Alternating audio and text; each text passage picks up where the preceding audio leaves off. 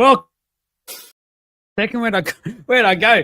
Welcome back, everybody, to another episode of the League of Inches podcast, the Tuesday Night Live. How good. It's our Vegas sort of, we're on a come down from Vegas, I guess. Obviously, a huge day. Plenty of talking points came from it that me and Jake tore into on Sunday night. Plenty of, obviously, has followed since as well, especially with a timing point of view, that sort of thing. So we're going to be delving into that. Got Jason from Advisory jumping on. He's going to talk to us all about the Jack DeBellin case update. Obviously, we can't talk too much because we don't know, but he is obviously from that background, can say a lot and knows what he's talking about. So he'll be able to go into a lot of detail for us. Plenty of other stuff as well. A huge TLT deep dive. We're going to talk about Dylan Brown's situation. Going to talk about a whole heap tonight, and I am very keen to get into it. There's so much to talk about, so many talking points. And yeah, let's rip into it. So again, the shout out, you've seen the page, you've seen just then at the screen. Legends Group, if you haven't already, go and join it for us. $2.99 per month. You know it by now. It's got all this exclusive content, 10% off merch, double entries into all of our giveaways on a weekly basis. It is seriously the best value possible. And just at the start of things, while people are jumping on, when you listen back to this or watch it back, and Trav's got it right there, the status, anyone in the Southeast Queensland region over the next few days, we're sending you our best. Obviously, there's a few of us part of it as well. So nervous times ahead, bit anxious, to be honest with you, but we'll see what happens. See, hopefully, just main thing is everyone stays safe, stay indoors, stay with your loved ones, and go from there. That's the main thing there. So, boys, check in with you. I'll introduce you boys both to the show and let me know straight off the bat what caught your eye this week, Trav. Vegas. I'm jet lagged from flying back from Vegas. As you all know, I flew over, then came back for the Supercoach pod, and I then flew back, and I only just got back yesterday. Yeah, that was big time. It was good. It was good. It was good times. Yeah, I caught myself. What caught your eye this week? What caught my eye? Penrith is still undeniably the best team in the competition.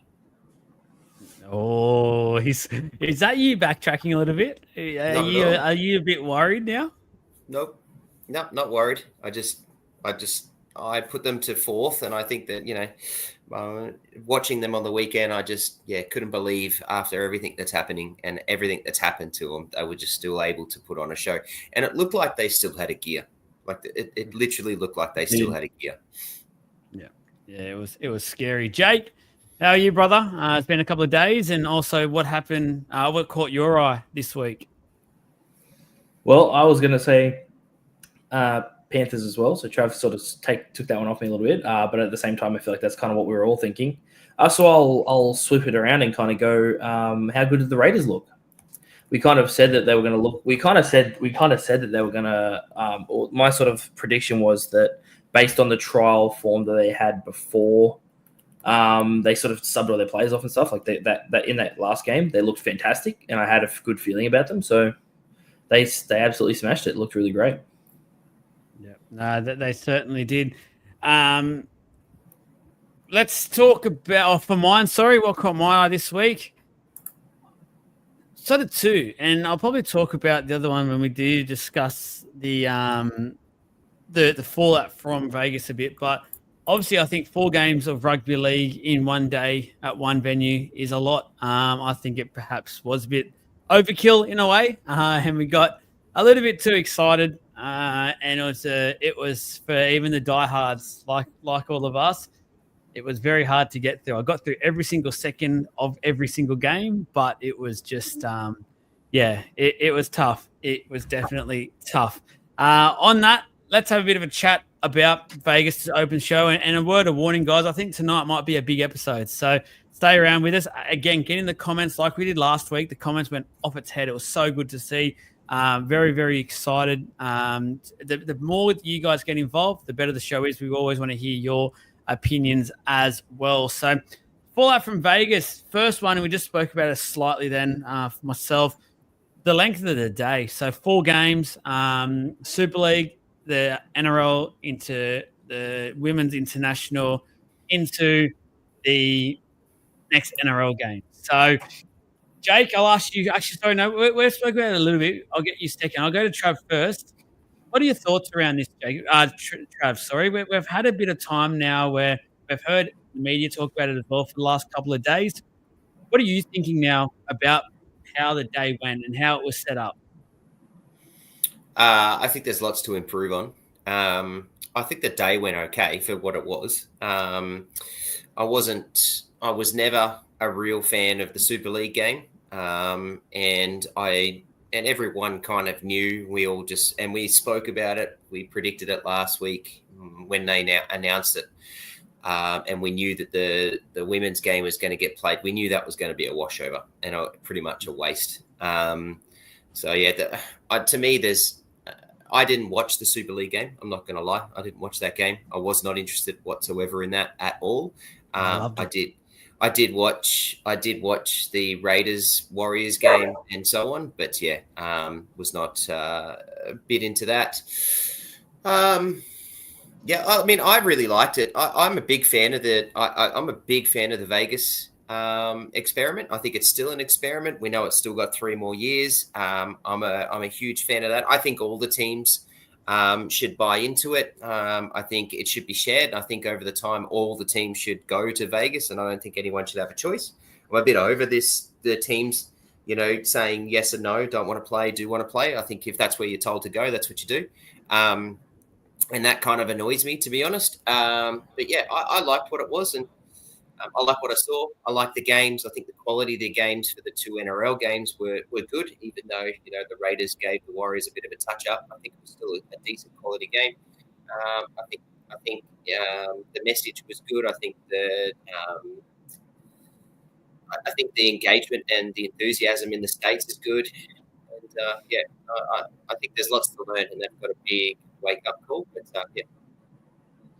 Just a reminder as well, guys, we will be giving away a couple of these coolers tonight. I'm going to give out 2 tonight. So get in the comments. We will do the best comments at random times. We'll get a League of Inches cooler tonight. So to the giveaway, get active, get involved in all the talking points, and you might be one of the lucky winners. Jake, what were your thoughts around the length of the day, the order, that sort of thing? I'm like Trav. I had no interest in the Super League game at all. I didn't care sort of either way who won or lost that. I didn't watch it, if I'm being completely honest with you. So obviously if you were at Vegas and you had to sort of sit through all 4, unless you were going to sort of skip that one and come in on this like the first NRL game, then it might have been all right. But I didn't watch the Super League game. So I started with the Canberra game. I watched a little bit of the women's, but then once I saw it was such a flogging, I kind of went, okay, I don't really want to sit here and watch the amount of time. I don't want to watch it this whole time, so I didn't.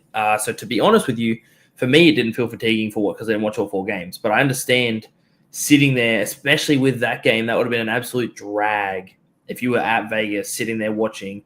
Like, you've already had 2 games, and they were pretty good. I don't know what the Super League score was, but I remember it being, like, it was kind of close, wasn't it? Yeah.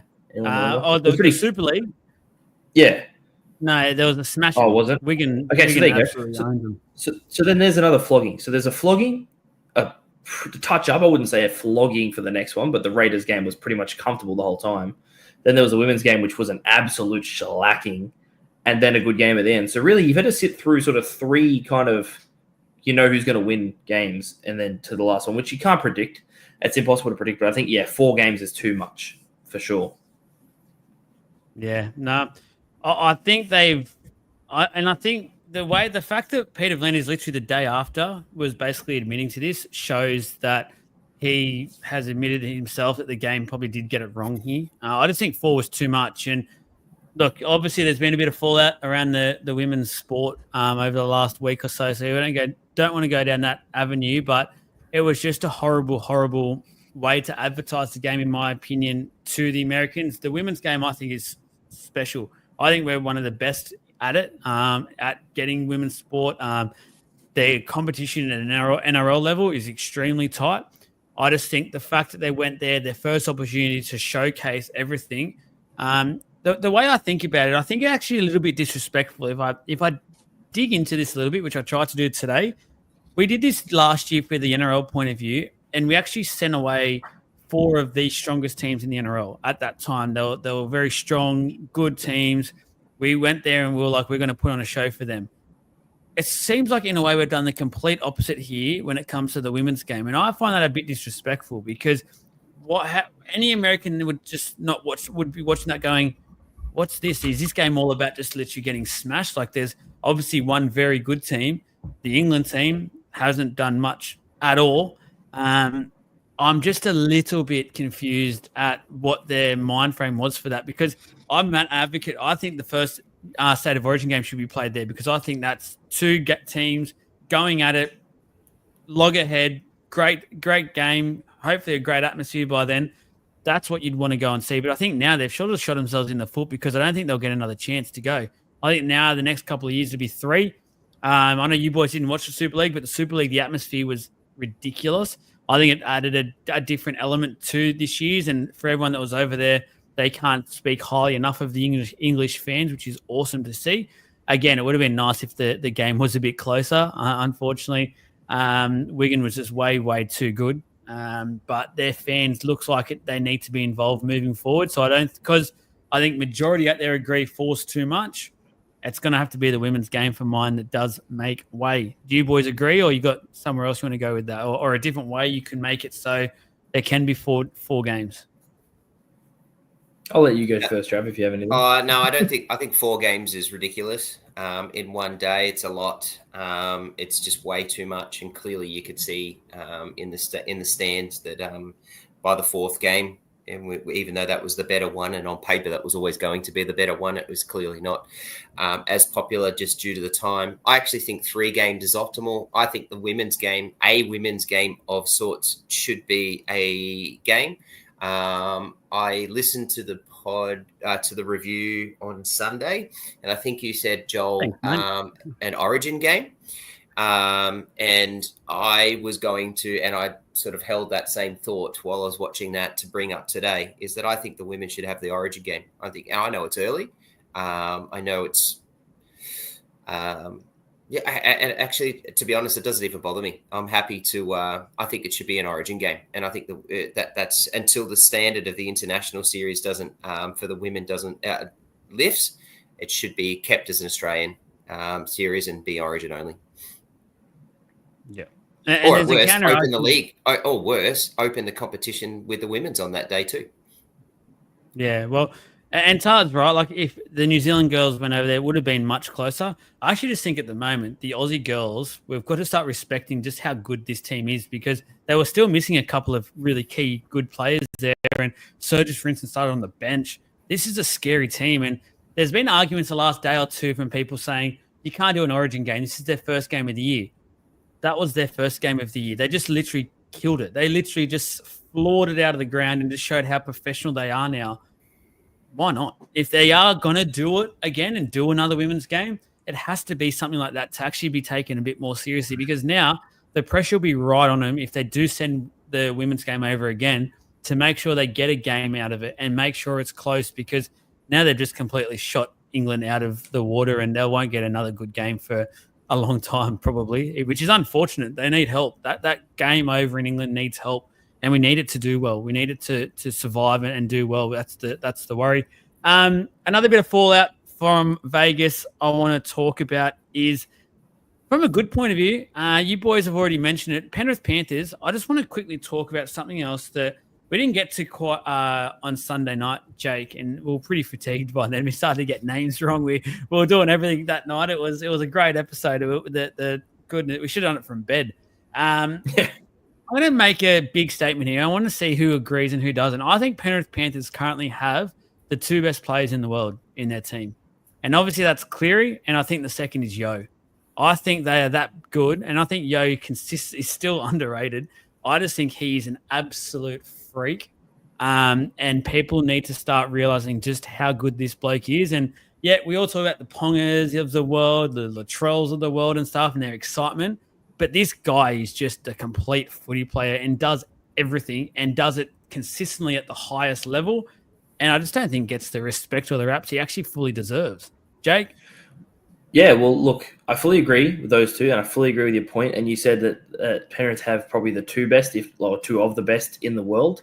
I just think everyone sleeps on him for some reason, and no one ever mentions him in the same conversation. But I think Dylan Edwards, I think they have three of the best in the world, to be honest with you.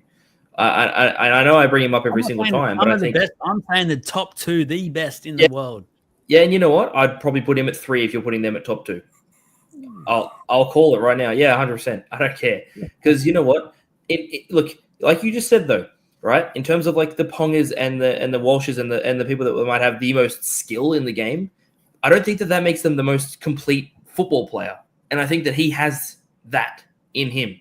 And it's consistency, but it's also the effort and the amount of work he gets through that literally just he just carries, not that he needs to, but he just helps carry the team on his back.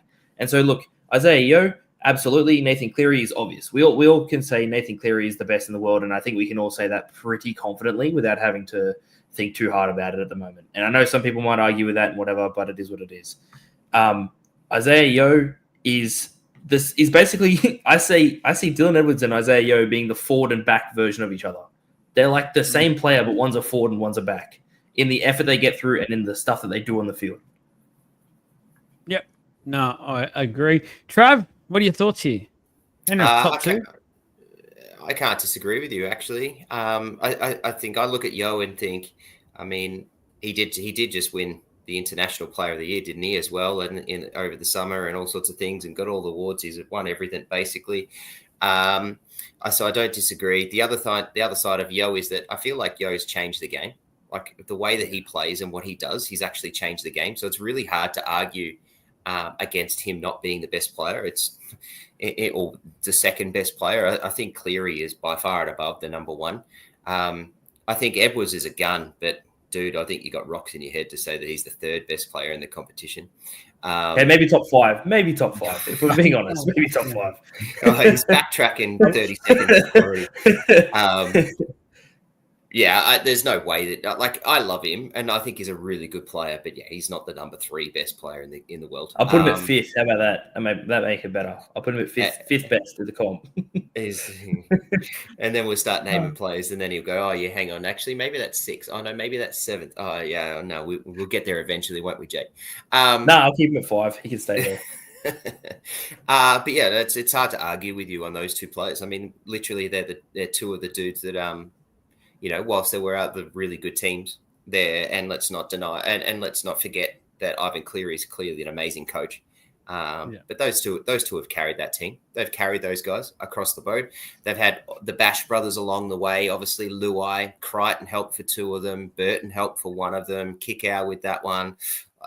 You can go across the park and go of all these players that have done a big job for them. But at the end of the day, the 2 mainstays are Yo and Cleary. So yeah, I can't argue with that. Another point to mention from the games on Sunday, is it time to respect Ricky's Raiders, Trav? Do we need to put a bit more respect on their name? We started to over the preseason around, and certainly gave them, and started to do it in the end of the season review last year around, how and what's going on. And it just has to be around Ricky Stewart, doesn't it? It just really has to. And he's easy to have a go at. He's easy to be negative to, but literally the results on the park is really good. And you have a look at that list, you can't deny it. You can't argue with it. But Ricky Stewart is an easy person to try and have a go at, to pick negative thoughts to give, to be nasty to. He's quite an easy one, and that's why we do it. But yeah, have a look at what they just did on the weekend to a Warriors team that people thought would fight for the 8. Not many people predicted it, but would fight for the 8, and they still might. But the Raiders showed the Warriors are all class, and that's I think definitely. Last one, just before we move on, Jake, I'll ask you this one. The Warriors is Andrew Webster. I know you like to call him Shane on Sunday night, but let's remember it's Andrew Webster. Has he just skyrocketed into favoritism as first coach sacked? I wouldn't say he's skyrocketed into first coach to be sacked. It's obviously going to depend on maybe, a few more rounds. I don't think he's skyrocketed into first. I still think Adam O'Brien's head is sitting there on the chopping block. The guillotine's sitting here. It's held up by like this little string, like that thin. Like, look, that's the way I see it. I think that Andrew Webster needs to make some very strong decisions very quickly, to be honest with you. And I think that he needs to make the right calls very quickly. And in the same sense, he's going to need to give it at least a week more. I think, like I talked to you about on Sunday, he can't go into it and make a million changes after one round, okay, and command the respect of his dressing room, in my opinion.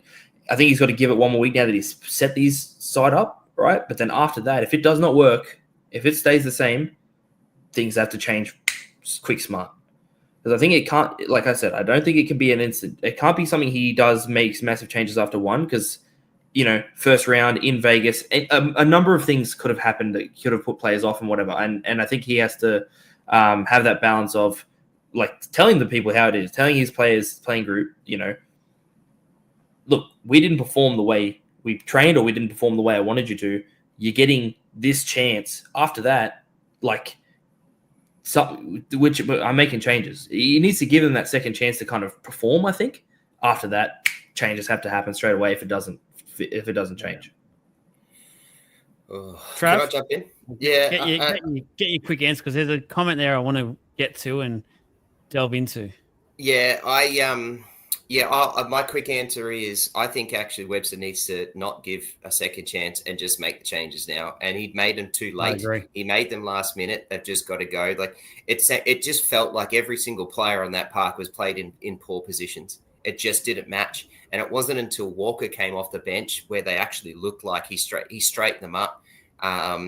He became a playmaker, and it really showed the ability that he's got, how important he's going to be to that team. But yeah, I don't think Webster's got another week. I think he has to make them now. And the benefit of him is that he's got this, essentially he's got a bye week off to rest up and make those changes. I think he's really good. I think he's really got to sit there and pull his head in and think, what the hell went wrong? And it went wrong is that I made some late changes and was silly about it. I was going to say, to be fair, I don't agree with the team list he put out. I'm not saying that like I liked what he put out there. I just mean in the sense that like he's got some young players. I'm more specifically talking about his halves. I think in other positions he did make some real dumb like rotational decisions and stuff like that, but I'm not going into that. I'm specifically talking about his halves, right, at the moment. And I think those are the two that he's made that call. I know that he shouldn't have, in my opinion.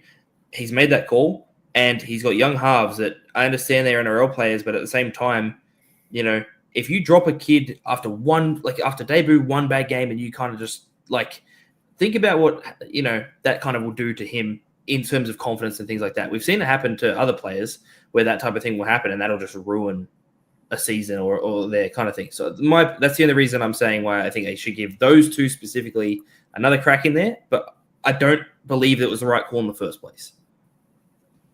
It's a tough one, Ned, because Jake, like, to be honest, I feel like a lot of what happened on the weekend were faults of the coach. It was poor coaching decisions, whether it was the original lineup, whether it was the late change for Barnett to lock and then pull him off after 20 minutes. Like the prop rotation was ridiculous. I said it on Sunday. I'll say it again. There was just so much throughout that game that did not make any sense to me at all. Like Ford was playing front row. He was clearly struggling and then let that try in that got the Raiders on the front foot straight away where Barnett or Fisher Harris could have easily kept playing, yet the two superstars who they need to make to ensure they're a very good football team and can be competitive against a Raiders pack that I'm about to drop a post tomorrow about my pack rankings, but I think a lot of people are really underestimating the Raiders because I've got them a bit of a spoiler right up there in the rankings tomorrow, and I'm sure there'll be comments about it, but they are a very, very good pack. And you need those players to play longer minutes. Like they basically just it felt like they rolled over after 20 and said, yeah, all right, off you go, Raiders. And that's a coaching decision. So whether you're going to shoot a young guy's confidence or not, it's the NRL. Like they didn't cut it on the weekend and it was a big stage. They're going to now verse Manly in 2 weeks' time, who a lot of people are saying is a top 4, top 5 side. they can easily go 9-2, and all of a sudden the pressure's right on, and that's even bigger pressure for a young kid. So I think the fact to then just have him, it's going to be a slap on the wrist. It's going to go, mate. Whenever you're wearing this jersey, we need you at 100%. We need you to be fully involved. That's for the full 17, not just the playmakers, because the other point to that is their forward pack just got monstered all game. And how many times have we seen and seen the best playmakers have a poor game because their forward packs got demolished? Like, it's just, that's part of the game, unfortunately. So double N, triple N, 4N sword at the moment, it feels like, but it all goes down to, I feel like, the coach, and he has started really poorly, and for mine has skyrocketed into favoritism pretty much for first coach sacked this year, which is crazy to think. 2 years ago, he was leading into almost a grand final in his first year. There's two comments I want to get to here. I'm going to get to Jess's in a second, but I'm going to answer Steve's question first to stay on the Vegas theme before we move on. Steve Lumley, I know he's a Legends member as well, so I appreciate that extra additional support, Steve. What are your thoughts on the Tarpany sin bin and following the suspension as well, which I think he's now confirmed is a week, I think they've got now, or maybe 2. I don't think he's actually gone to the judiciary yet if he is fighting that. Before I'll give you my thoughts, but I'll give you this because I know a lot of people are watching NRL 360. It's back. They talked about it tonight. And I actually thought where they were going at it was pretty horrible, because they were basically trying to say it was a soft one. It didn't really matter. Like, that's a soft suspension, and we don't want to see that. Like, we have had these chats now for the last few years about how player safety should be the top priority in this game. And we've seen so many times where a shoulder directly to the head completely knocks a player out, completely puts them out for weeks and weeks, concussion symptoms, things like that. For those people to be in that position on a public show and that to say that, so I just think it's ridiculous. Like, I was outraged when I heard it tonight. I just think the game, whether it was a hard one or not, he came out, he shoulder charged, he didn't attempt to wrap the arms around whatsoever. It's a suspension. It's a sin bin. It's clear as day, in my opinion. He got it wrong. He didn't actually get it wrong. He just completely wanted to go out and hurt Barnett, being obviously a great player that Barnett is. He probably achieved that because Barnett was quite quiet after that for minutes to come. But he did it illegally, and that needs to be punished. We can't go back to the grey areas. We've been whinging about that for so long now. We don't want grey areas. It's a shoulder charge. That's a suspension. That's a sin bin. For mine, that's end of story, boys. I agree. In the sense that, we say this so many times, but consistency is what matters. Consistency. And that's what's been talked about for the last 2 years is, direct contact to the head, forceful contact to the head, you are off the field. This really doesn't get much more simple than that. It was direct. It was forceful. Bye-bye. Anything else to add there, Trav? No, I think you guys nailed that. Unfortunately, it's not great for a talking show, when we all agree. But to be fair, it's simply the game is about the whole shoulder charging, the whole hip and shoulder, all of that is gone. Simple as that, right? He made zero effort to try and tackle. All he wanted to do was try and hit him as hard as he could. Unfortunately, he did it all wrong. Got him in the head, and that's it. So. To me, that's a simple no-brainer. That's one of the easy ones that the NRL are trying to stamp out that still continue to happen. That's a no-brainer. Yeah, no, I agree, and I agree here with Tahi's comment. If you are on whether it's YouTube or Facebook, hit that like button for us. It does go a long way. If you're on Facebook, hit the share button as well. Let your friends know, let your mates know, let your family know. That's we can grow. And I promise we'll be giving you the best content possible. And I'll give you a little bit of a prize for it as well. And talking about coolers, James, mate, you haven't won one yet. You're spewing about that. You keep entering the draws. Get in the comments here tonight, James, and if you can give me a very good opinion, I might organise something for you. Jess, and she's getting a cooler for this because this is sensational, this comment. I want to read it out because there's going to be some podcast listeners. Obviously, this comes out later as a podcast, and I'll quickly talk. And then after that, I've just realized I've got Jason in the background who's going to talk about the Jack DeBellin stuff for about 10 or 15 minutes with us. So we'll get him on shortly as well, but we'll quickly go ahead. Everything's happening at once. It's great to see. My two girls and I loved cheering on the Gillaroos. Well, you had plenty of time to cheer. they scored 90 points. So that's great to see. You probably ran out of party poppers by then. While the Jillaroos' dominance is an incredible showcase of skill, speed, and professionalism, it also presents a challenge to the sport's international growth. Without competitive matches, the excitement around women's rugby league may be diminished, making it crucial for governing bodies to address the disparity. The next step is ensuring that teams like England and others receive the necessary support to challenge Australia and elevate basically the game. So I got to I'll applaud it live on air. I'm sorry you get to hear my clapping, but absolutely brilliant comment. I agree with everything that's been said there.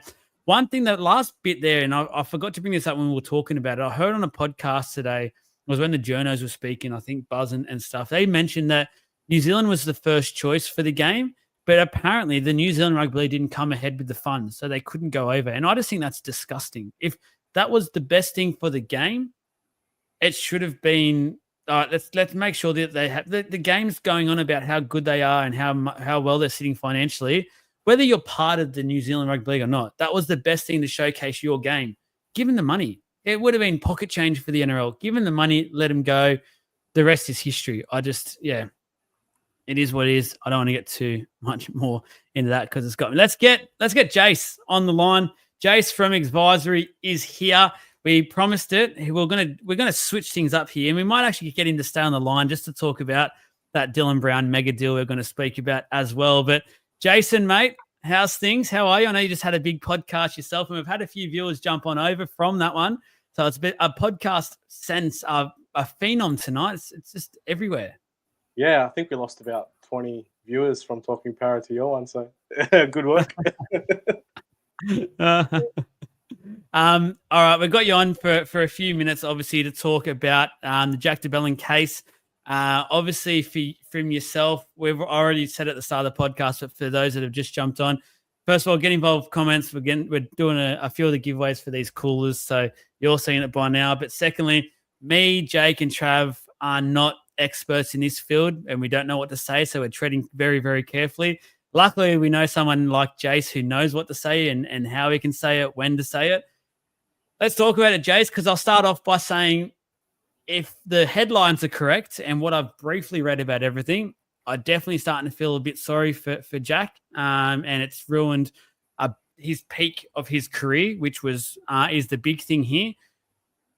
Talk to us. Well, I'll let you go to wherever we can go here because I don't know what else to say. Look, there's so many moving parts to this one. And in doing a bit of research on what's being reported, so there's so many parts to this. The biggest part, if I just do a quick rundown, we all know what happened. He was charged with essentially rape and assault and things like that. It went to trial twice, and he had a hung jury twice. So there's no guilty verdict. There's no not guilty verdict. What happened was the prosecution withdrew, or they accepted to dismiss the charges. So that's one really important element. Then I'm assuming his lawyers then made a complaint. The police formed a task force and went through all the evidence and investigated what happened and why he was charged. And they found out that one of the police officers gave false evidence. The situation of giving false evidence is this. The lawyers for Jack made an application, one to dismiss, alternatively to permanently stay. A permanent stay is something that you ask for. Basically, in these circumstances, they were saying that the evidence was tainted, the evidence was prejudicial, and that Jack couldn't get a fair trial. So what happens is you ask for a permanent stay. It's a very rare, extreme application made to the court, saying that basically the trial can't go ahead because it's not fair, and it can only go ahead if the prosecution at a later stage can show that there'll be a fair trial. So that's what they made the application for. And the police's false evidence about him seeing text messages from the CEO of the Dragons, who was also Jack's lawyer. Their lawyers argued that it was privileged, legal professional privilege, but the police officer persuaded the court that it was okay for him to take action on what he saw because he thought it was just Dragons' business. and it was only dragons talking to dragons. That led to other investigations, that led to charges. Now, it's arguable that without that evidence, Jack gets a dismissal or a permanent stay. So it doesn't go any further. It doesn't go to trial. There's not 2 hung juries. He's not stood down by the NRL, etc., etc., etc., etc. So it opens up a lot of different legal claims. I can go into them. It's very boring stuff. But basically, the police officer has done the wrong thing. Sorry, you go. Sorry, I just want to ask you quick. So just so everyone is aware, because I think there's a couple of different opinions, not just on here, but in general, when we've spoken about this so far, and the post went off and all this discussion. Was this false information for Jack or against Jack? Like, did it help him out, or it actually didn't help him out? No, against him. It was. So they raided his house, and they found his phone. On the phone were lots of text messages from, I believe it's the CEO of the Dragons, who's also a lawyer and was also Jack's lawyer. So it was text messages about legal strategy because he'd already been charged. And it was text messages about legal strategy, essentially. What the police officer said, who's being referred to as Officer A or Officer X or something, is that he thought that it was just him talking about the footy club and talking about Dragons. And then from that, he's used information that his lawyer has given him, which should have been professionally privileged. He's used that information to then take further steps in the investigation. And that allowed the court to say, well, this shouldn't be permanently stayed. It's all good. The copper is mistaken information, but that's led to further investigation, which is not going to be prejudicial. It's important, blah, blah, blah. If, however, that evidence was left out without him actually giving the evidence that persuaded the court, and this is what the argument will be, then nothing would have gone ahead. And they essentially would have got a dismissal or permanent stay, or very likely they would have got a dismissal or permanent stay. Wow. I think this is open to case, but Diggs has asked the question here, is the officer in trouble? Surely. Is there a case opening up? Is that so we can't really speak much about it, I'm guessing? So he pleaded guilty to perjury. So he'll be sentenced soon. I don't know why he gets to have his name suppressed. Hidden. I don't think that's actually fair, to be honest with you, but I certainly hope that he receives justice. It's one of the worst things you can do in the legal system. You know, let's put aside murder and rape and everything like that. 100% that's worse. But perjury is a very serious crime, especially coming from a police officer. Police officers and lawyers are usually held to a higher standard, especially if you have to give evidence. And that's just ridiculous. I'm sorry, that's just ridiculous. That just can't happen. That cannot happen in the legal system. Police officers lying, it's just unfathomable. And what I really hope is that the court comes down on him very hard to deter other people and other police officers from doing the same thing. And I would dare say that his lawyers are gearing up for one of many, many, many different claims that can be made out against him, the New South Wales Police Force, the state, etc., the DPP potentially as well. Like this, like as much as there's not a causal flow on to maybe it doesn't happen and maybe it still goes to trial and blah, blah, blah. The fact that they've done something wrong and it's affected him opens them up for exemplary damages, which is making an example of the situation, which is basically a penalty to say you can't do the wrong thing and this person deserves compensation because you've done the wrong thing, and warning to everyone out there, don't do it again. And I think it's probably in the hundreds of thousands, because these type of not this type of situation specifically, but an example is if somebody gets stopped for false imprisonment. There was a gentleman who got stopped for false imprisonment. Who got stopped at a train station, claimed false imprisonment because he wasn't allowed to leave. It was unlawful. He got 50K, and he was stopped unlawfully for 30 seconds. This is something where this guy's life has been essentially either ruined or completely halted, and he's lost out on some of the best years of his life. Yeah. The exemplary damages could be ginormous. So if I was his lawyers, as much as not my area of law, but if I was his lawyers, you'd be jumping on it straight away, and it'd be very likely that the government would want to settle and keep everything hush hush under wraps. So yeah, it's just I honestly, it's for me as a lawyer, it disgusts me that somebody would give false evidence, especially a police officer. It's sort of going back to the underbelly days, isn't it? Like that Mm. sort of corruptness and things like that, which we don't like to see at all. We thought those sort of days were over, and hopefully this punishment is it potentially jail time? Is this what we're thinking, and how serious is treated generally? Look, as we've had these discussions before, sentencing is a whole different area. Sentencing is about mitigating factors. Who knows what he comes up with these mitigating factors? He'll also get very good lawyers who argue that he shouldn't get jail time, but who knows? I just really hope whoever does give the sentence makes it very clear and comes down hard that this is not acceptable. It should not occur. Yeah. Jack de Belin, peak of his career, missed out on plenty of football, missed out on probably plenty of rep football at that time. He was being touted as an Origin player and basically hey, look out, a potentially Australian player as well. He was just getting to the peak. He can probably go further, I'm guessing, with all this, and there might be more to this after this initial case, perhaps. Is that how this all sort of works now? It's the court now dealing with their matter, and then Jack will personally probably come over the top afterwards and go, well, let's open up this case, and he'll probably get look for financial assistance, I'm guessing. And I don't know what else he can ask for, but... Yeah, like I mentioned, so there's one part of it that he's pleaded guilty to the crime of perjury. He'll be sentenced for that. That's the criminal proceedings. Now, like I said, I think Jack's lawyers have a field day. There are so many claims here. Just to spit off a few: malicious prosecution, false imprisonment, because he was also arrested and kept in certain situations after the fact.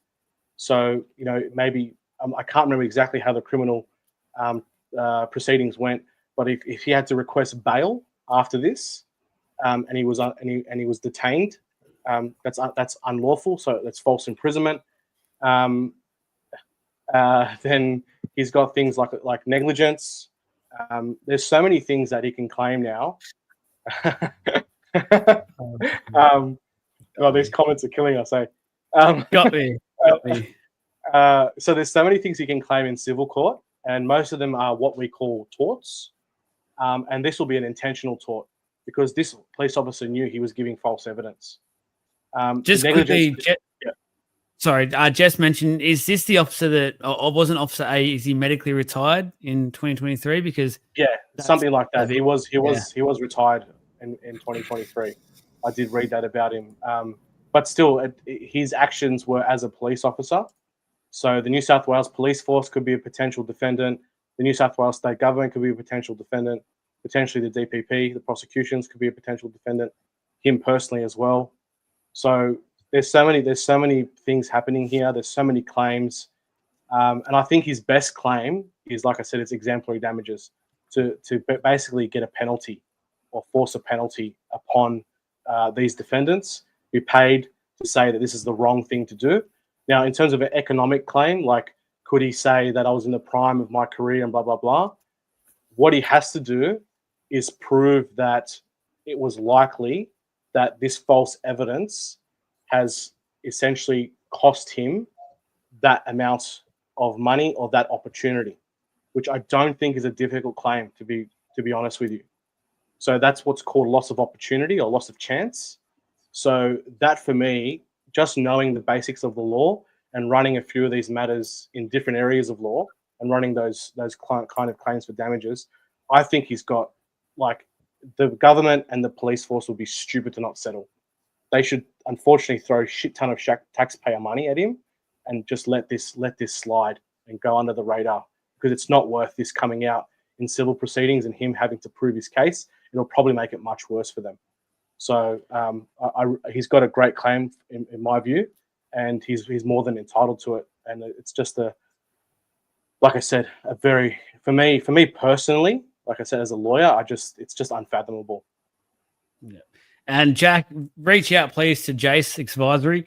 Knows everything in the book, so he'll definitely help you out. So please, if you're listening, Jack, get in contact. Message the page. I'll give you Jace's number directly.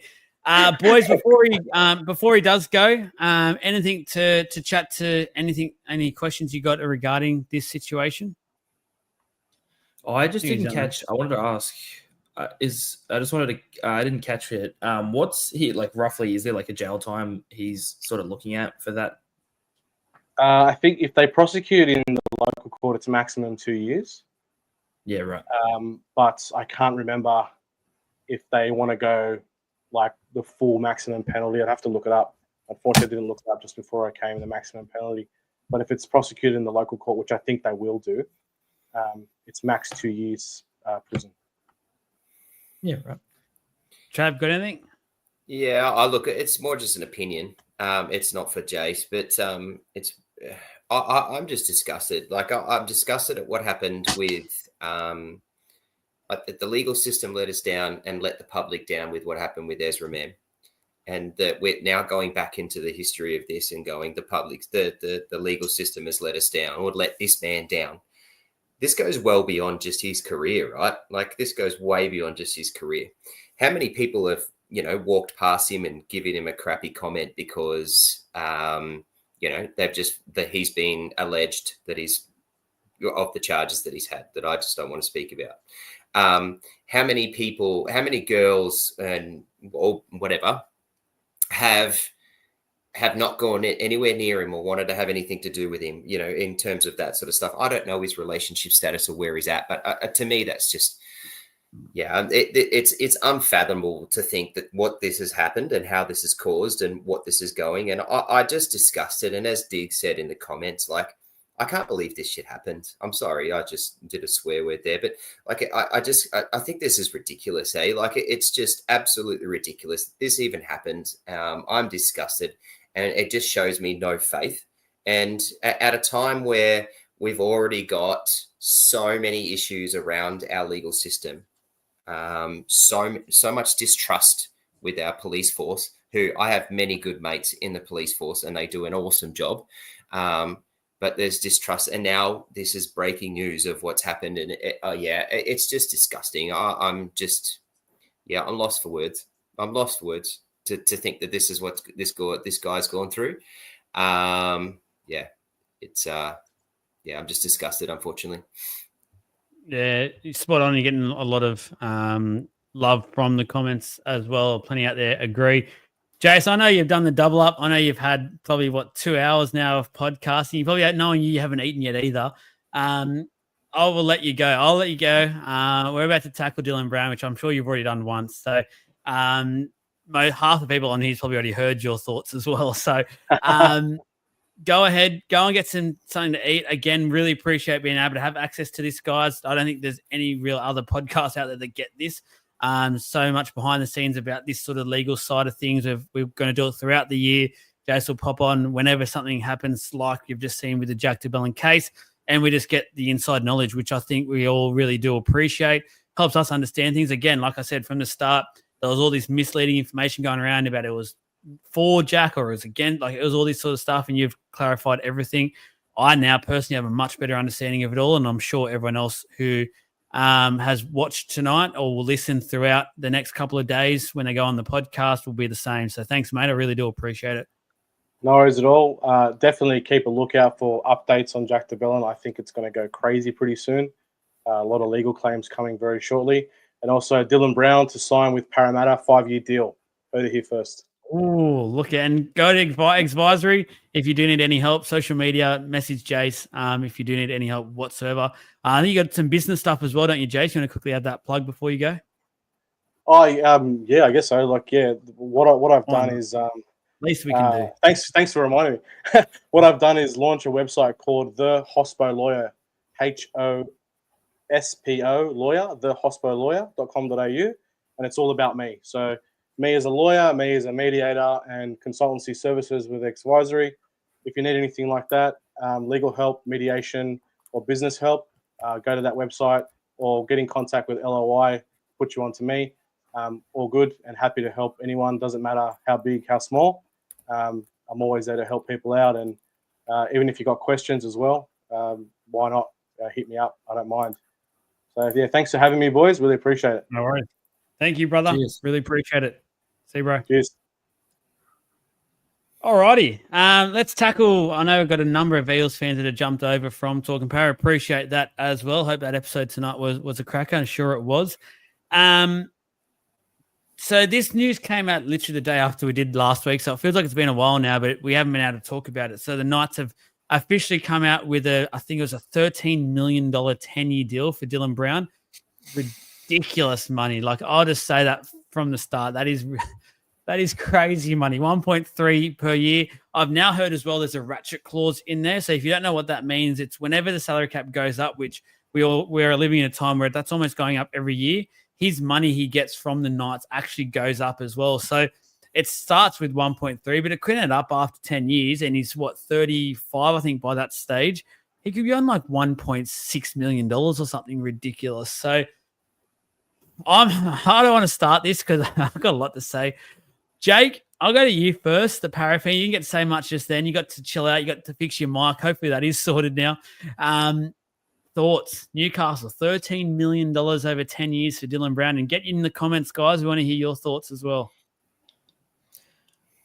I will kick this off by saying I love Dill Banks, right? I love him. He obviously, he's a para junior. And above all else, I would love for him to stay. I want him to stay at the club, right? I'll say that now.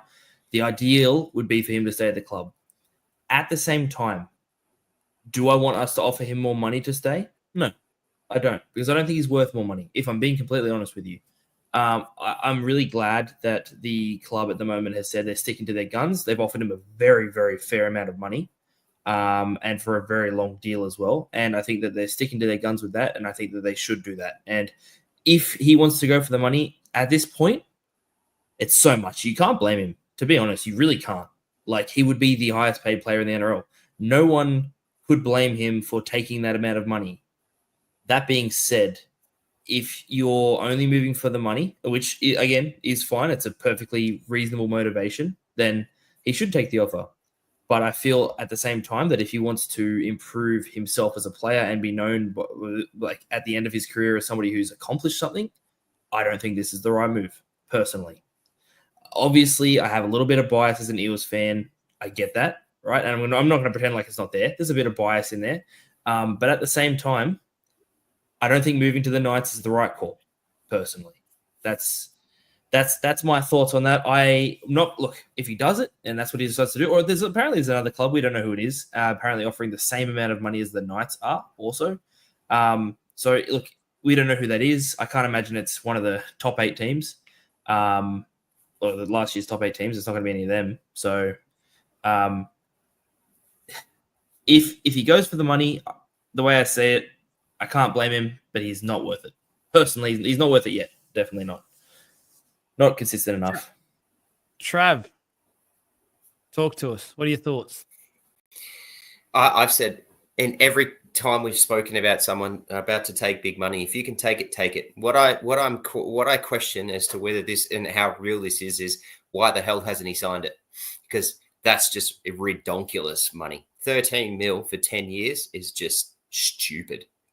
I think there's probably only 3 players in the competition that I would pay that right now, based off the way the salary cap is and how I think the clubs are and what it is. There's only probably 3 players that I would play that, and I can definitely guarantee you that Dylan Brown is not one of them.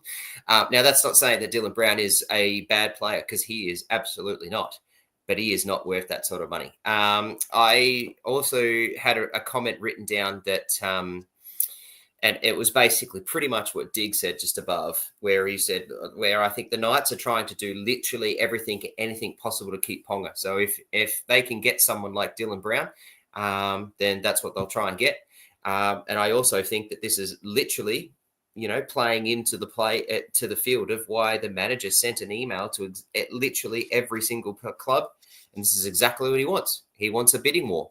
And this is going to happen, and and that's what it's caused, and all to him. If he can get that money, take it. I'd love to see whether this is true or not, because I just don't understand why as soon as that offer was coded, the manager didn't ring him and say, "Oi, where's the pen? Here, I'm coming over. Sign it now. I'm sending this." Because, yeah, that just to me makes no sense. I agree with that, because I feel like everyone, including them, would have to know that is ridiculous money. If you can lock yourself in over 10 years for that money, what are you doing? What's not been signed yet? So who knows what's happening there? I just feel like there's a few ways to go with this, and you've both already sort of said this. There's the Dylan Brown situation where wrapped for him. He's been a great young player for some time now. Is he worth that money? For mine, no. And I think for 95% of the NRL fans out there, they don't believe he is, but the Knights are willing to pay that, then go and grab it. If you're playing purely for a money point of view, which is huge. He might have plans in the future of having a family, things like that, and that just sets him up for literally life. Like that is life changing. That amount of money, can't begrudge him there. Don't have a negative feeling about him. His management, I understand it's a game. I understand this is what they're paid to do. This is their profession. So I know there's people out there that hate him and bag him. I don't care, to be honest. That's what the managers do. It's their job. They're doing their job. They're doing what's best for them, what's best for their client. And if they can get this money for Dylan Brown, that's them doing exactly their job. Yet they get a cut out of it. But at the end of the day, they're setting up their client for life. And they can sit back in 15 years' time going, I've helped Dylan Brown set himself up and his family for, again, life. Like that, you can't do that many jobs. So that in itself is good. And yeah, they've got to be the bad guy. They've got to maybe not make things up. I can't say that, but perhaps false or get a bit fancy with some of their wording and how they word things Creative. and stuff. So, yeah, they got to get a bit creative, and the media run with it because they know they need to get this stuff out in the media. They need to pique up Harry's interest, stuff like that. It's all a game, and I think we all agree with that now. So they're doing their job. For an Eels point of view, as a fan, it kind of excites me if he does go, because I feel like I want to see who we can buy, and I want to see if that can help. We've obviously locked in Moses now. He's going to be the guy moving forward if he can get fit.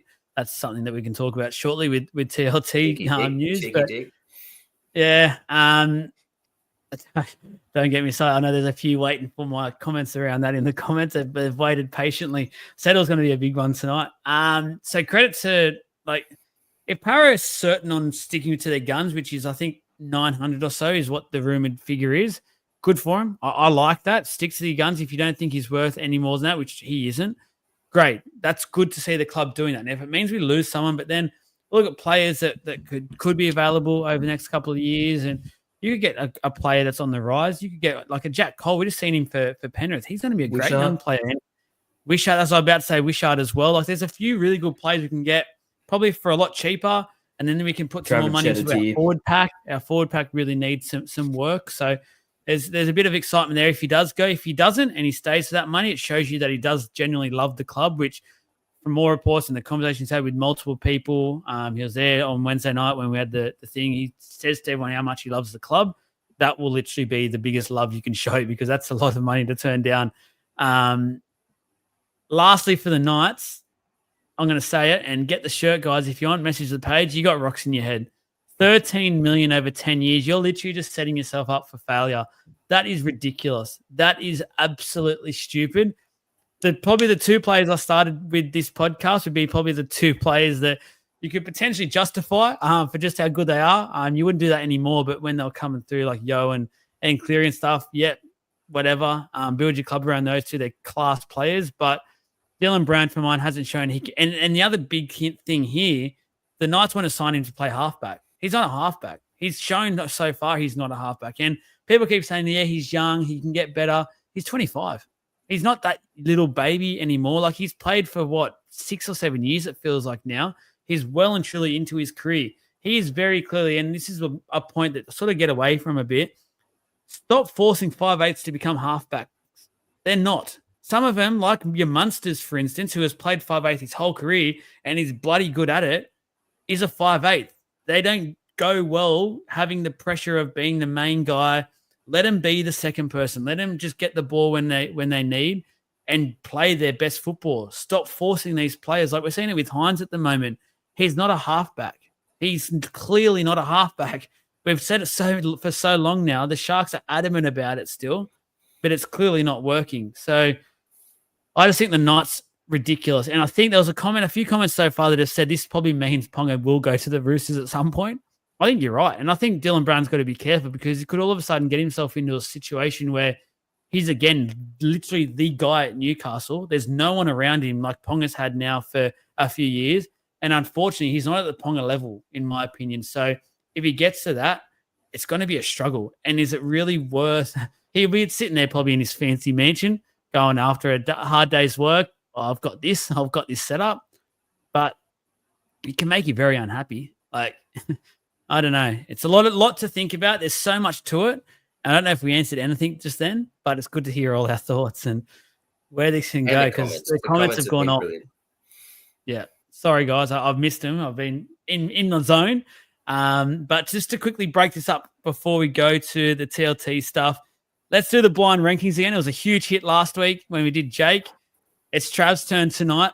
The blind rankings, if you're new to it, you didn't see the reel as well last week.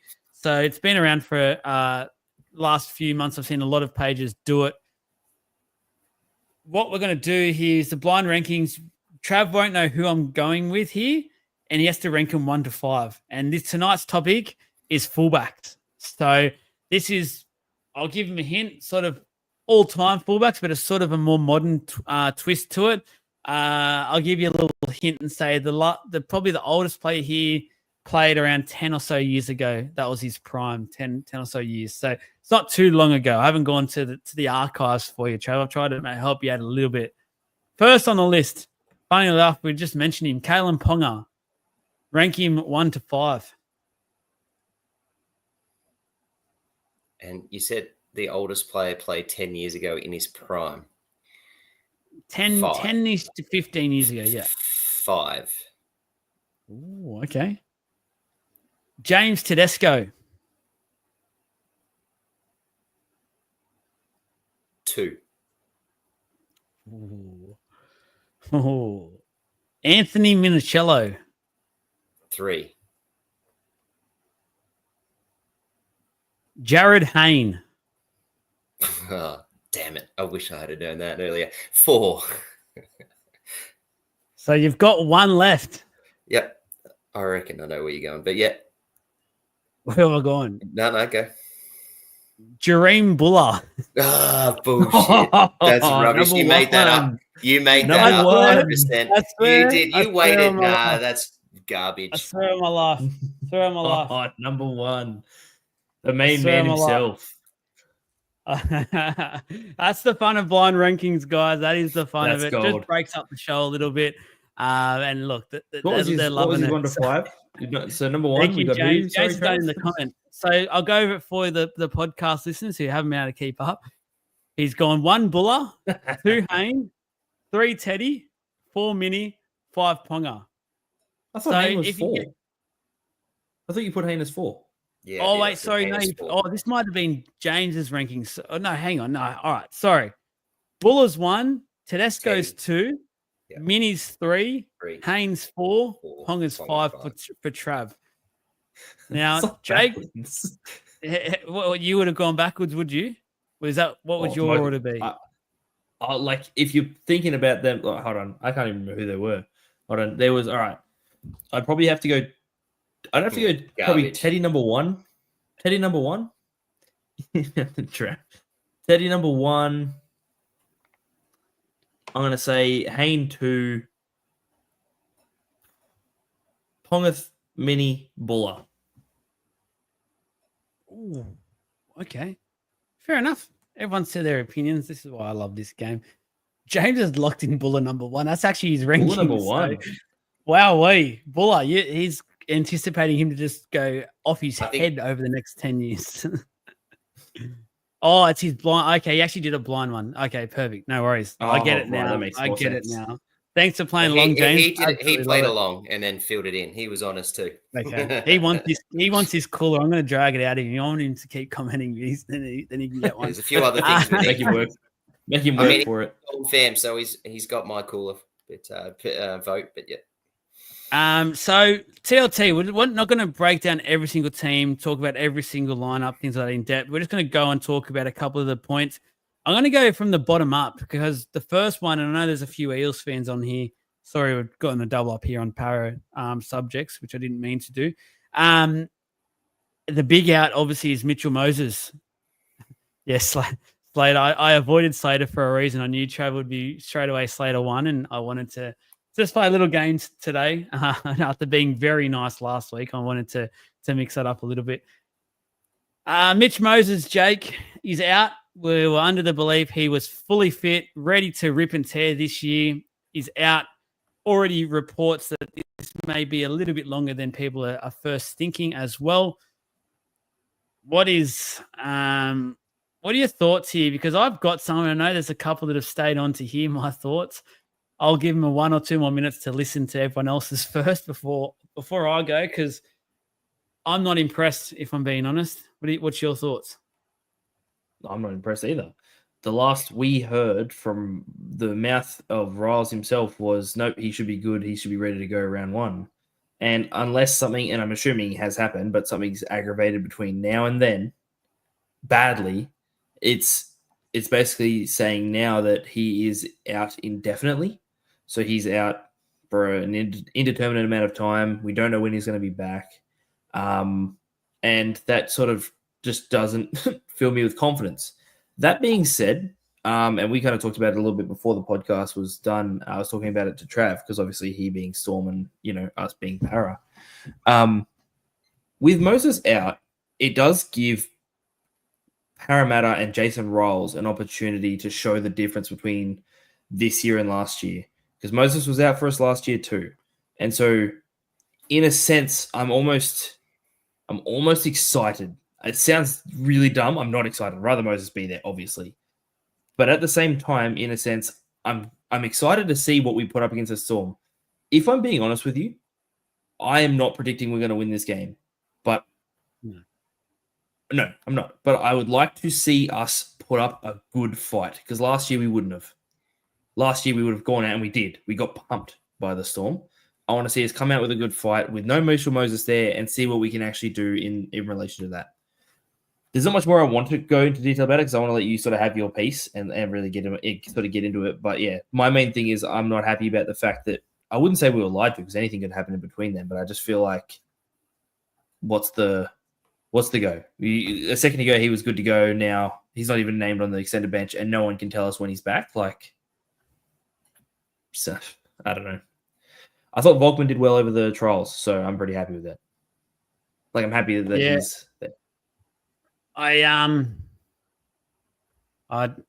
Trav, go on. Just your non-bias. Obviously, you get to verse the Eels now. You can basically say it's the bye because no Moses, no hope. Storm are going to moonwalk into a 13-plus victory, obviously, and a 25th straight. It's the first game. I don't buy into that. It's the round 1. Even though you're missing Moses across the park, the Para are okay list. Anything can happen. I have no worry about winning the game as a Storm fan, but yeah, I don't think it's going to be as a blowout as maybe you guys are saying in terms of, or trying to allude to in terms of a cricket score being done, but we'll see. My opinion is that injuries happen. However, this is quite hush-hush, and I'm worried of questioning why it's so quiet. That's my question. Because at the end of the day, literally things change at a click of a fingers at any training, at any day. I go for the Sydney Swans, and over the last in the AFL, and over the last couple of years, I've heard of some stupid injuries, like Callum Mills jumps over the metal chain between the bollards as he's running into the SCG and breaks his leg or whatever, and he's out for 8 weeks. I've just watched it happens, right? It's just stupid things happen. And, constantly hear these sorts of things. I'm wondering why it was so hush-hush and what's happened. I listened to you last week, Joel, and I know you said on the podcast around that the team was basically healthy. Everyone was ready to go and raring to go. And you were very positive about that. And now I'm sitting here looking at a list, And I had no idea. I didn't even know. And I was going through TLT and I saw Volkman and I'm like, what? Like, what the hell's happened? And next thing I know, I get a message off a few other groups that I'm in saying that he's out for 2 months. So yeah, my question is what's going on? Why the hidden factor? And I reckon Joel's ready to speak. So let everyone go. Listen up, strap in. Where's the popcorn? Where's Mika? He's been waiting for this for a while. He tried to have a go about my comments about this a bit earlier in a group chat. So if you're in this chat still, give us a quick message, Mika. I don't know what's happening, to be honest with you. I have absolutely no idea what's happening. The club hasn't spoken, said anything. I'm a bit nervous as well about what Travis said about the hush-hush of it, because it is that they haven't said anything. Like, I know, Josh, you just said he was away from the trials and stuff. Yeah, he was, but we were told they were just doing that as precautionary. They were just saving him for round one. We're now here and he's still not there. And we're at the event, the season launch, and I'm not here to say the club needs to go out and tell their fans every single step that they take, but he was so confident in being there. He just told everyone in that room there was some big players, big sponsors and that there, that he was playing. He was there, and that's a big thing. So I'm a bit worried. I feel like it might be a little bit longer than people are thinking. That is my big worry. The good part of that is that I've said from the start, I like how we're placed in terms of replacements for that this year in our depth. I'm very excited to see Volkman, see how he plays, but obviously the Storm in Melbourne are a different beast. I just want to bring up a point, and I'm very curious to see how the comments go regarding this one, because I'm going all the way back to him playing for Australia, Mitch Moses, and he just came back from his injury. He was obviously fit enough to play. And I know you can't, as a club, step in the way and say, no, you're not playing rep football. That's definitely going to be a massive headbutt and could be a reason why Moses potentially maybe have left, that sort of saying. But we saw Ponga, and he said no to playing, and he copped it for about a day. Then everyone forgot about it. And he said, no, I haven't been great for the Knights in terms of injury-wise for a couple of years now. I want to make sure I put my body the best way forward for 2025, so I'm there playing because I know how crucial I am. I'll put Moses in the same bracket as that. And I think Moses should have done the call and not gone to the club and stuff and said, yep, playing for Australia means a lot to me. It certainly does. But at the same time, I haven't been fully fit for the Eagles for probably 2 years now. He's had a huge injury run, basically, and he's crucial for it. It's a new era. It's huge. He's captain. I think even by last year, at the end of last year, there was most thought he would have been named captain as well. I'm really disappointed. I'm really, really disappointing. It seems like he played more rep football than actually Parramatta football last year, and that doesn't sit well with me at all. Obviously, injuries happen. Injuries can happen if it's a flare-up from training, which all reports he was training quite heavily towards the back end, and that might be a reason. It can happen. I get that. I just don't think if he's actually doing everyone like there's that saying about poor planning and prior preparation, things like that sort of stuff. I don't. Chav, say the saying for me, please. No, okay. Piss poor planning prevents. Yeah. That one. So he's just. I don't think his preparation has been ideal, is what I'm trying to say, and that just doesn't sit well with me. We're losing it once again. There was all this excitement in about 2 weeks ago, getting to Melbourne, seeing what Parramatta can do, and it's just sort of gone away now. So disappointing. But in saying that, like Storm had all these question marks, and they're basically rolling out a fully fit team, which is very, very scary. So Pappy was under an injury cloud. Hughes was under an injury cloud. They're back. They're back. Munster's returned. Munster's returns. So thanks, Chris. That's saying there. So many P's. Thank you.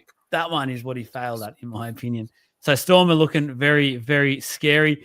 Just scrolling up because I don't want to talk too much more about the Storm. We know how good they are. Trav, you mentioned Penrith are now the favourites, but you've always said from the start you're very confident coming into this year. And looking at team on paper officially, you must be excited about what's to come from that lineup being full strength. Yeah, essentially. I mean, I think Nas comes in and just shores up the bench. which makes a big difference. We've got Wishart as the best 14 in the competition sitting there. Yeah, I look at our list and I'm stoked. But the other thing too is, and as you've sort of alluded to a few times, is that I love how deep we are too.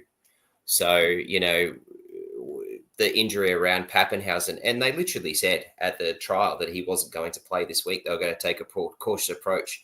It was literally announced he wasn't playing round 1. There's a bye round 2. He's ready to go for Penrith, and he's named and ready to go.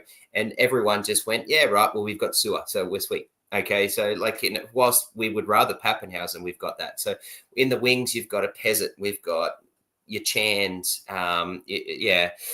So Grant Anderson on the for the wings, we've got Bronson Garlick who can jump into the 9 spot. I really like our list. I do. I think it's the Storm's premiership to lose. Let's be honest, and I'm going to stick by that at this point in time. And I didn't properly mean that Penrith are now the favourites, but I just bought into the hype of what they just did on the weekend.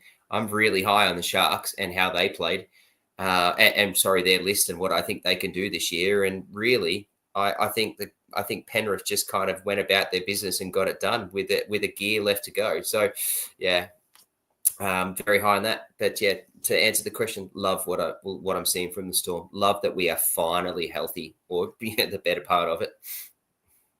For moving on for the Cowboys, so Tom Duffy was confirmed as halfback, so that's a Supercoach one as well for you guys out there. He's confirmed halfback. Clifford is actually named. He's in the reserves, so he's actually just been beaten. Sorry, man. Sorry. One of the questions above was Volkman gets Jules. I don't think I've actually looked through, and I was looking through today. He's not even in Supercoach yet. Ooh, see what he gets. Probably halfback, surely. Yeah, so Duffy there. So he's definitely literally just now won the spot. So it's his jersey to lose. I wouldn't be worried about if he can just play how we know he can play. He'll have that jersey for the season, in my opinion. For the Roosters, their backline looks insane. So Lehigh Hopewadi has got that spot on the wing. And there was a bit of talk around that. Ruben Gage is in the centers, which I think is huge. And Siwa Takiyaho is actually named at prop, which is a little bit interesting because I think last year he didn't pass his medical or something for the Dogs, and they didn't want to end up pursuing that signing. Now he's gone to Manly and he's starting in the prop, and he looked fairly decent in the trial. So one to watch there, see what happens for that one.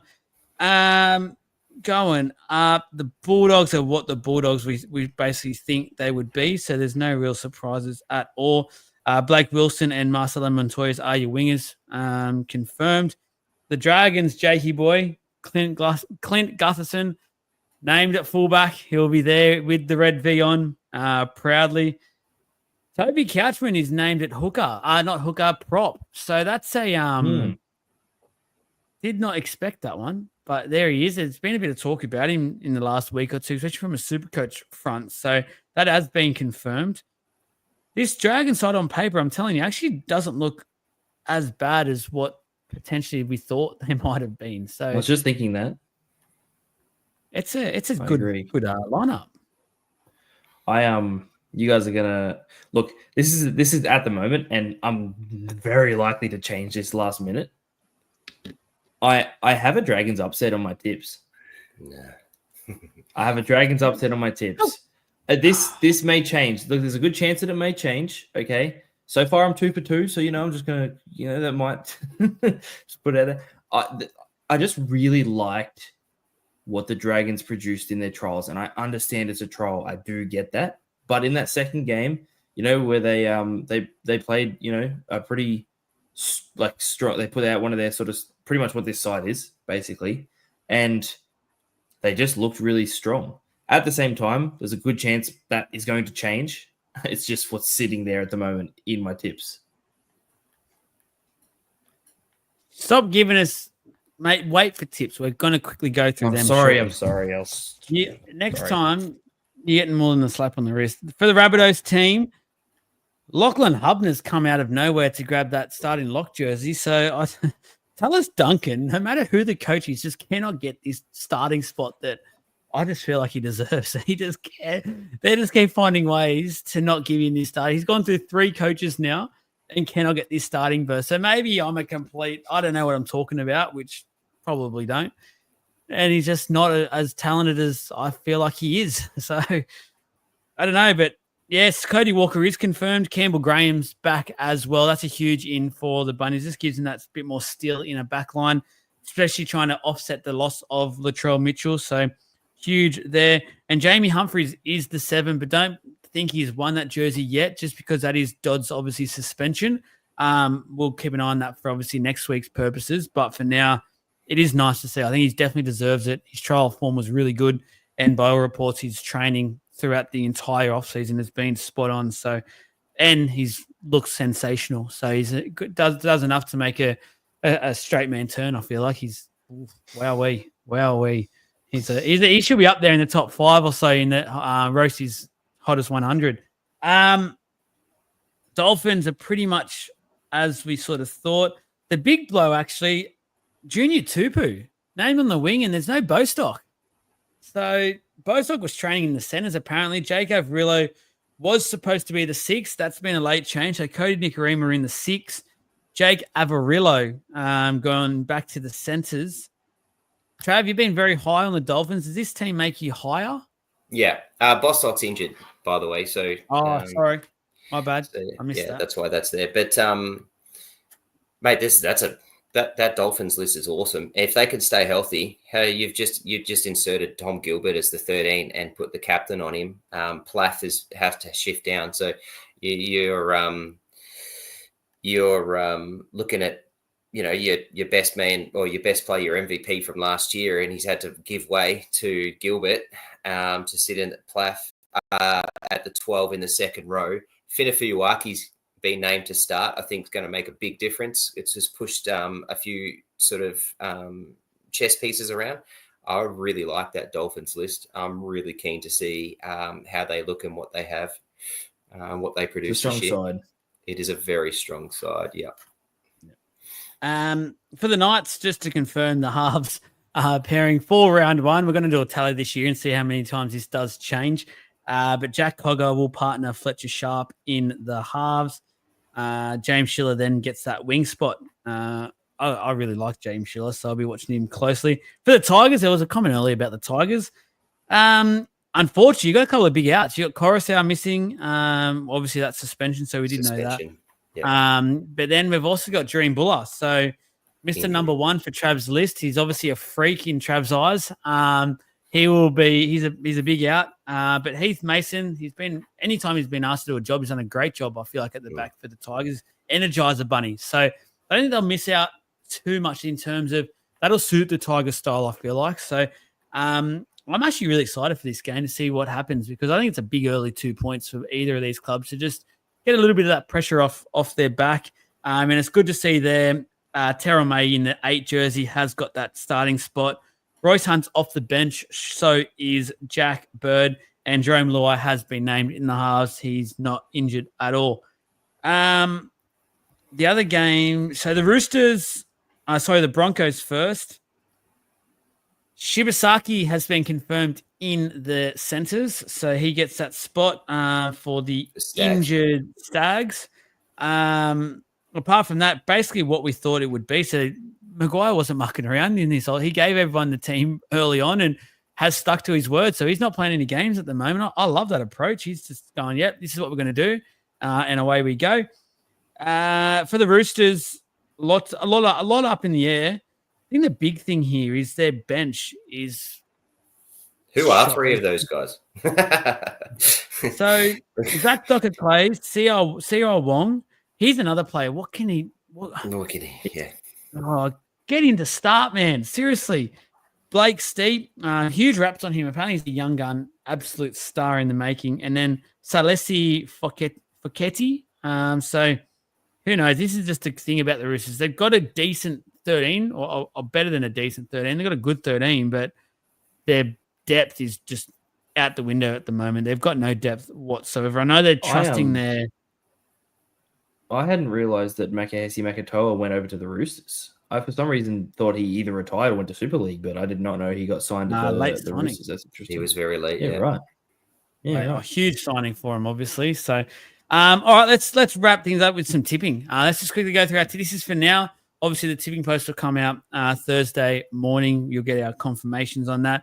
Just a bit of a heads up. I think me and Jake are 2 from 2, so we're leading the League of Inches tipping comp. So we're happy about that one. But Roosters versus Broncos, boys. Where are we going this one, Trav? Broncos. Ooh. Jake? Broncos with confidence.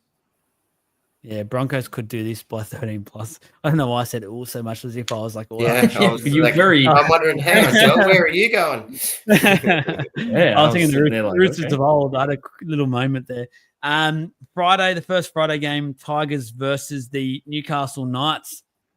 Jakey boy? West Tigers. West Tigers.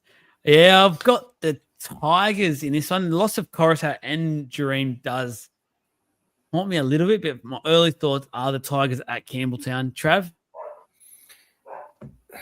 I'm not confident about tipping the Tigers with those. And I knew that Coruscant was out. I knew Buller was out, but I'm not confident in tipping the Tigers. But I've got them. Yep. So the next game, obviously, this has now been confirmed, moved to Sydney. Obviously, because of the cyclone out there again. For those that just tuned in, we hope anyone up here in Southeast Queensland are going to keep themselves safe over the next few days. Bunker down, stay close to loved ones, all that sort of thing. Your safety is more important than anything else out there. Dolphins versus the Bunnies at Combank Stadium now, not Suncorp Stadium. Wonder if this changes the thoughts. For me, doesn't change anything. I actually like this Dolphins lineup, so I'm going to be tipping the Dolphins. Trav? Yeah, got the Dolphins comfortably. Jake? I'm with you there. I've gone Dolphins. Ooh, Wolf gets one on the master. First of the Saturday games, Dragons versus the Bulldogs, Netstrata Jubilee Oval. I'm finding this one almost the hardest one to tip for this week. Trav? Bulldogs. Jake? As I said, I've gone Dragons, but I have a feeling it might change if there's any late mail. I don't know. I'm on Dragons at the moment, but that may change. The more I look at this Dragons lineup, the more I like it. The more I like the fact that I know this is going to be a team that works its absolute ass off, and I love that. But for now, I'm locking the Dogs just. But we'll see what happens. Manly versus the Cowboys. Jake? Manly. Yeah, I've gone Manly in this one. I think Manly at Brookie as well will be too good. Trav? Yeah, I got Manly, but I think this will be the best game of the round. Ooh, that's a good one. Hopefully some dry weather as well. Last one, Melbourne Storm versus the Parramatta Eels. I will lock in Storm. The Storm Sean should do it comfortably. Trav? Storm. Jakey boy? I've gone Storm as well, but I'll tell you this. Before the team lists had come out, I had a feeling. I had that, that weird feeling, of course, probably bias of an upset. This was the year to beat the streak, But ever since hearing Moses is out and seeing the team list, I've gone and switched it straight away. Wow. All right, we'll do a couple of minutes of questions, guys. So if you have any questions, get them in. I did star a couple of little ones, but we did basically attack most of them on the go tonight. It's been really good. But if you do have any final questions for us, get them in quickly. We will get to them before we head off. James has got a couple. James, send us in one more question. You get us one more question, brother, you're going to get a cooler. I promise you now. He's got a few here. Trav, Making him work. Eels in for another spoon bowl this year. Can you be careful how you answer this one? Thank you. Be careful. Did I not say in a show a few weeks ago that the Knights Para round 27 is the Spoon Bowl game 2025? You did, and then your ladder did not say the same thing. No, I wasn't allowed to have my ladder say that. I wasn't allowed to. I'm going to put that out there. I did have some things represent that, and I got Joel, who rang me, sent a person to my door, met me at my work at my car door, saying, "Do not do that." So I didn't, to keep the man happy. False. I'll get Jason back in here because that's some false information live on air. Defamation. Look out. James, when do the Dogs sign Riley Smith? Obviously, the Reed money lookalike from the Eels. Probably next week. Probably get something for it. We know they're James, the new Roosters in terms of the cap. yeah, message the page, brother. I'll get one out to you. Well done. That's it. That's it from us. It's been a long one. I appreciate everyone staying around, getting in the comments, digs, James, all of it. Love it. Hit that like button. Still not too late. Hit a few more comments. Listen to the podcast. Get that a bit of a rating as well. Helps us continue to grow. Like the numbers, growth-wise and follower-wise, and that has been absolutely insane over the last 2 or 3 months. So thank everyone once again for that. We can't thank you all enough, and we'll continue to do so. We're always forever grateful for what you're doing here. But enjoy round one. We're here. We've got there 6 games to look forward to. Again, for the last time, stay safe, please, everyone that is up here in the southeast Queensland area. Strap things down, hide them, get them in protection, get the family together, all that sort of stuff.